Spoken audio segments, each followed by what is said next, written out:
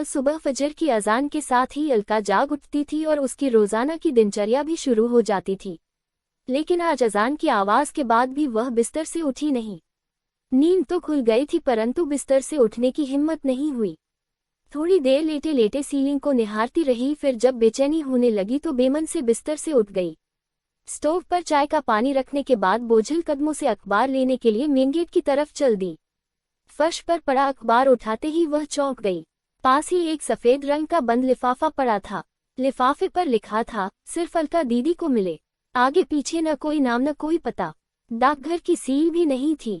इतना तो तय था कि कोई व्यक्ति खुद यहाँ लिफाफा डालकर गया है, लेकिन कौन और क्यों? इसी उधेड़बुन में जिज्ञासा हुई और तुरंत लिफाफा खोलकर देखा तो एक चिट्ठी रखी मिली।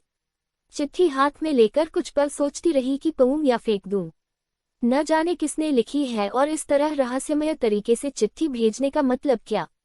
बिना पढ़े फेंक दी तो हजारों सवाल ज़हन में कोलाहल मचाते रहेंगे। एक झटके में उसने चिट्ठी खोलकर पढ़ना शुरू कर दी।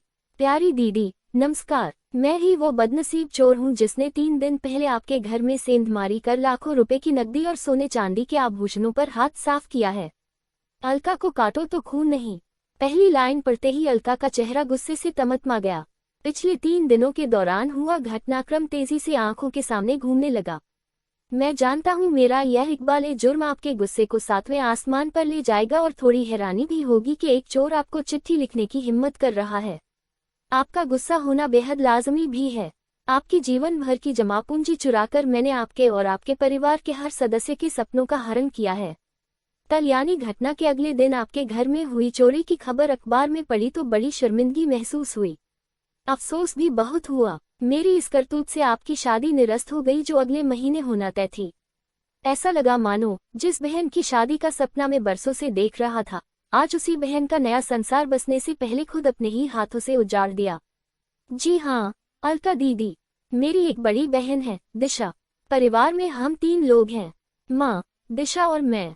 अपना दुखड़ा सुनाने से पहले मैं कुछ कह देना चाहता हूँ। दरअसल मैं वैसा चोर नहीं हूँ जैसा आपने सोचा है।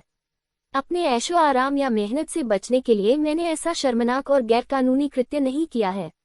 हाँ दीदी, मैं स्नातक हूँ और फिलहाल बेरोजगार हूँ।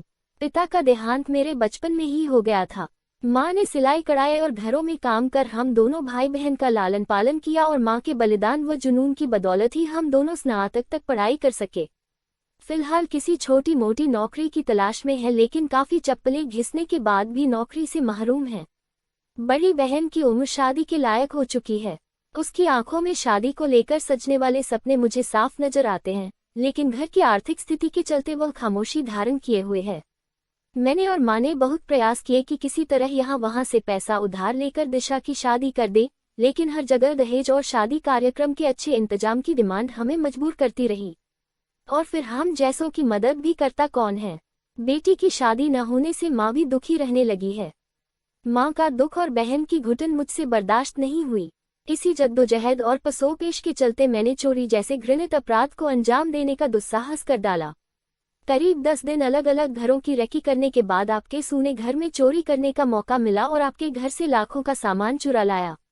मैं खुश था कि अब धूमधाम से दिशा का विवाह कर सकूंगा, उसके सपने पूरे हो जाएंगे। साफ है कि चोरी की बात मैंने न तो माँ को बताई और न ही बहन से जिक्र किया। हाँ, इतना भर जरूर कह दिया कि अब घबराने की जरूरत नहीं। अच्छा लड़का देखना शुरू कर दो। शादी के लिए रुपए व आभूषण का इंतजाम मैं किसी तरह कर दूंगा। माँ व बहन दोनों ही बहुत खुश हुए। इतने खुश हुए कि उन्होंने ये भी नहीं पूछा कि बेटा इतने पैसों का इंतजाम कहाँ से और कैसे करेगा। शादी की बात सुनकर तो दिशा का चेहरा शर्म और खुशी से दमक उठा था। उसकी खुशी देखकर मैं गदगद हो गया। पहली बार एहसास हुआ कि अपनी जिम्मेदारी और कर्तव्य का निर्वहन करना कितना सुखद और मन को आनंदित करने वाला होता है। बहन की शादी कर हम दोनों माँ बेटे मानो चारों धाम की तीरथ कर लेंगे। लेकिन क्या एक बहन की जिंदगी उजाड़कर दूसरी बहन की खुशियां खरीदी जा सकती हैं? आपकी आंखों से बहते आंसुओं से मेरी बहन के जीवन में कभी खुशियों की बारिश नहीं हो सकती दीदी। मनुष्य को इतना भी निर्दयी नहीं होना चाहिए कि वो अपनी खुशियों के लिए दूसरों का घर संसार उजाड़ दे। दिशा के भाग्य में यदि शादी की खुशियां लिखी होंगी तो वह हर हाल में उसे मिलकर रहेंगी। बड़े बूढ़े कहते भी हैं कि भगवान ने सबकी जोड़ियां बनाकर ही नीचे भेजा है। मैंने सोच लिया था कि आपके सारे रुपए और एक एक आभूषण आपको लौटा दूंगा। कल दिन भर चिंतन मनन करने के बाद मैंने सामान लौटने का ये तरीका अपनाया है, ताकि आपसे क्षमा याचना भी कर सकूं। हो सके तो मुझे माफ कर देना, दीदी। मैंने आपका सारा सामान एक थैले में रखकर आपके घर के मेन गेट से टिका कर रख दिया है। जब तक आप सामान नहीं उठाएंगी, मेरी नज़र उस पर जमी रहेगी, ताकि कोई और सामान न चुरा ले। एक साथ कई तरह के भाव अलका के चेहरे पर आकर धमाचौकड़ी करने लगे। चिट्ठी हाथ में दबाए वह बहुत तेजी से दरवाजे की ओर दौड़ी। एक झटके से दरवाजा खोला। थैला वहां रखा था। जल्दी से थैला उठाकर वो अंदर ले आई।